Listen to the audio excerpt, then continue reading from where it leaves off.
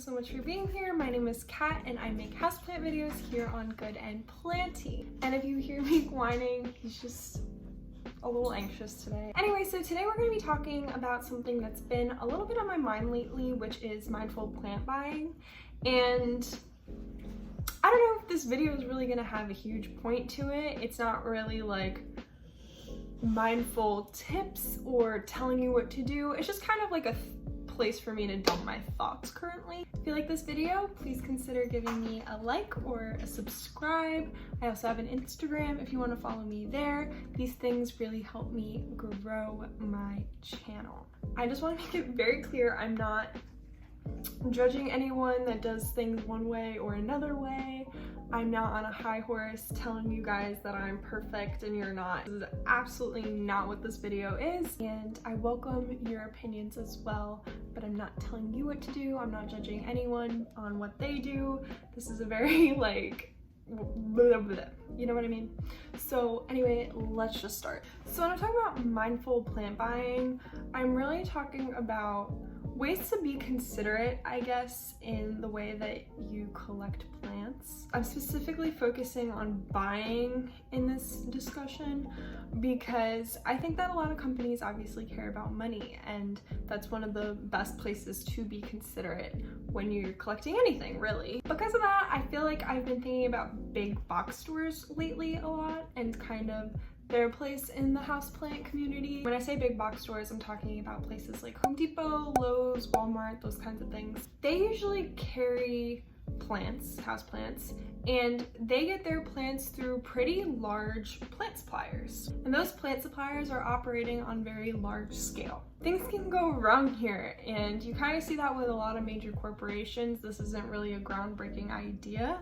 And a recent example of that is with Costa Farms. A recent article about Costa Farms, which is one of the brands that Home Depot carries and maybe a couple other big box stores, I'm not sure, served as a perfect example of where large-scale agricultural / horticultural companies can go wrong. I'm gonna be linking this article that I'm referring to right now down below in the description box if you want to go ahead and read it for yourself.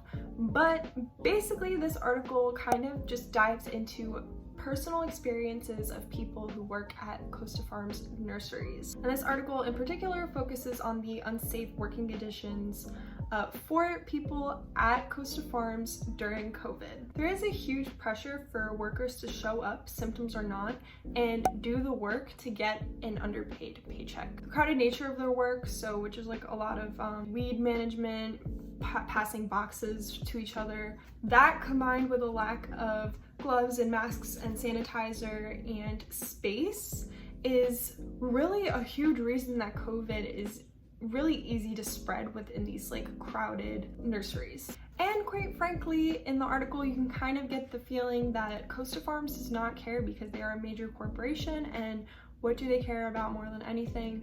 Money and getting their product out. They did release a statement, but I think you can kind of tell that it is a cover-up statement, and a lot of what they're saying does not agree with the workers' experience, which is important. This article does really hone in on the pandemic currently and working conditions right now, but it kind of highlights how neglected agricultural workers are.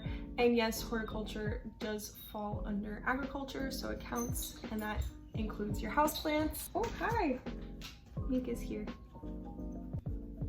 Basically, so although this article highlights a lot of the issues currently going on because of the pandemic, this isn't just a pandemic problem. It really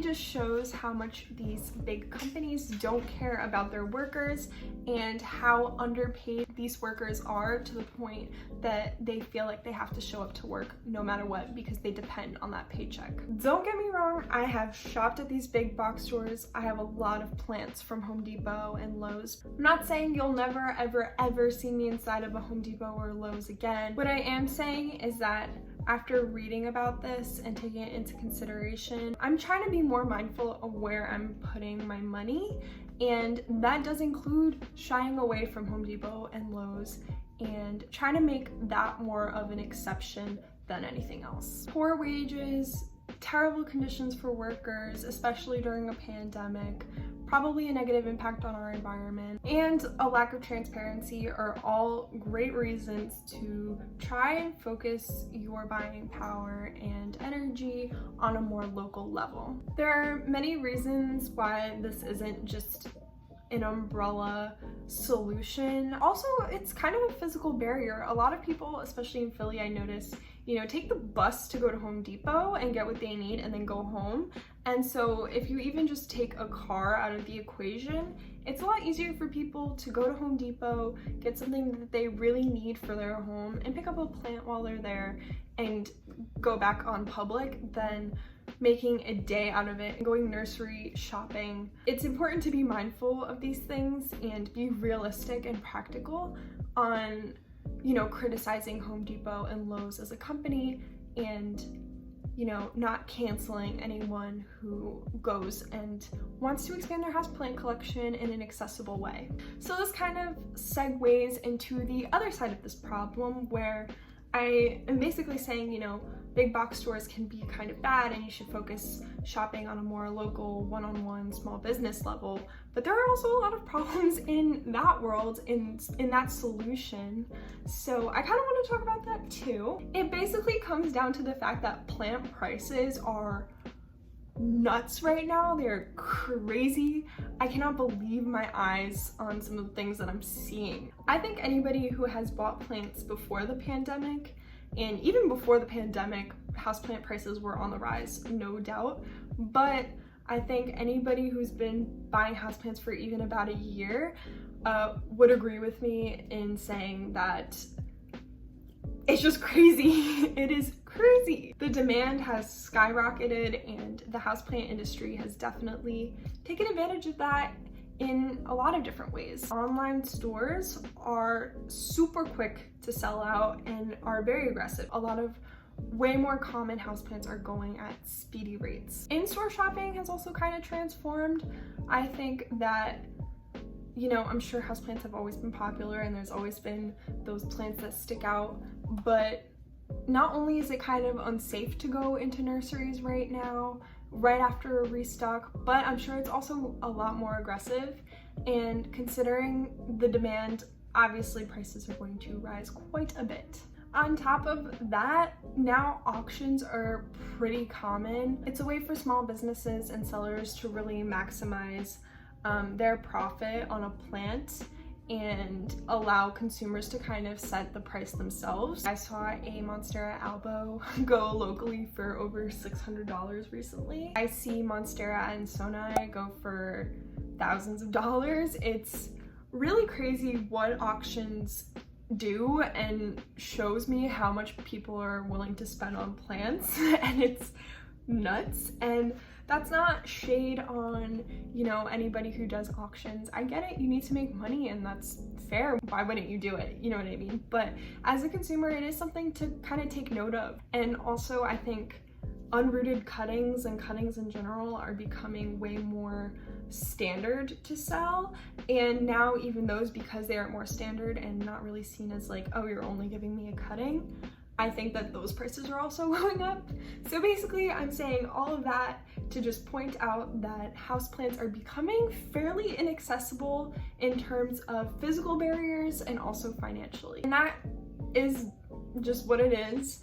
And that affects us buying things on a local and small business level. In my opinion, everybody has a right to be happy and collect what they want to collect, and houseplants do really make a lot of people happy. People are gonna continue to want houseplants, and I think that the demand is probably only gonna go up. Maybe eventually it'll die back and houseplants will become more of a niche hobby again, but for now I think a lot of people are loving houseplants and that's kind of cool. I guess my only tip that I have is to just kind of think about your collection and where you want it to go and prioritizing plants that you really want, and it's not just Instagram telling you want them. For example, I thought I really wanted the pink princess for a really long time, and I just put that on my list because everybody wanted it. And that's not wrong. That's how I find a lot of the plants that I have and have on my wish list.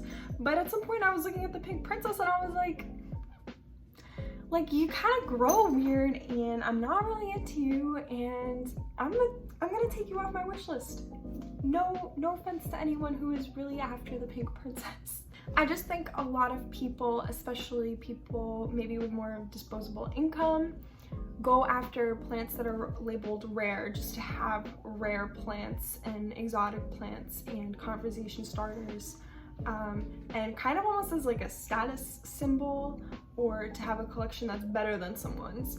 And I'm not saying that everyone with disposable income does that, but I think just kind of taking a step back and continuing our collection with more purpose and mindfulness, because this rare plant thing is kind of out of control. The term rare is just really being thrown around. So there are rare plants, like endangered plants, and then there are like rare plants like the Raven's Easy that I can easily pick up now at a Lowe's if I wanted to. And I'm not saying that it's super accessible to everyone, but it's not really like rare, you know what I mean? And it's starting to become more of like a marketing SEO term. I will call myself out. I put rare in my videos because I know that it will probably do better because more people are interested in the term rare and are searching the term rare. I think that people are being taken advantage of because maybe they don't know like what's rare and what's not. They see rare, they think it's cool, they're willing to pay a more expensive price for it. In reality, the term rare, I think, is becoming weird and just being stuck on random things and doesn't really have like a measure, or I don't know, anything can be rare now is pretty much what I'm saying. So I think it's important always to do your research, understand what you're buying, what plants are on your wish list, and if you go off wish list, just be mindful. I doubt that if you go off your wish list, you're accidentally spending like $500 on a super ultra rare plant, or more. Sorry for a very like jumbled, word vomity video. What am I saying? I don't really know. I kind of just threw a bunch of thoughts out there and I'm wondering what you guys think. I don't think there's a right or a wrong here. I think both sides have a lot of, girth to them. And once again, I'm not proving myself. This is just what I've been thinking and I'm taking you guys along with me. I'm gonna end this video by saying that I think supporting small businesses when you can is more important than ever. That's not to say that if you visit a local nursery, they're going to be 100% ethical and perfect in every single way. I think it's really, really hard to buy everything sustainably and ethically every single time. That is money and time that a lot of people, including myself, just do not have. Black-owned plant shops are a great place to put your money to support the Black Lives Matter movement. And if you don't know where to start, I'm going to plug my little Black Lives Matter plant resources doc that I've started, and basically it's just a document filled with Black-owned online plant shops or plant accessory shops, plant consultations, stuff like that, and then also a bunch of creators that you can follow that I personally enjoy. And I think I have like a couple like readings that you can do, or Instagram accounts to follow, so check that out too. And feel free to DM me on Instagram with any recommendations, corrections, thoughts, all of that beautiful stuff. So with all that said, I think that's gonna be it for today's video. Please let me know what you think. I'm super curious how other people feel about this. Are you trying to shy away from Home Depot / Lowe's with everything going on, or do you think it's really hard to buy locally or online and stuff like that? My DMs on Instagram are always open if you'd rather have a conversation there privately. I definitely welcome that, or we can talk in the comment section, whatever you want. Please subscribe, like this video, comment down below, follow me on Instagram, all of that stuff. Yeah, and that's it for today's video. I will see you next time. Bye!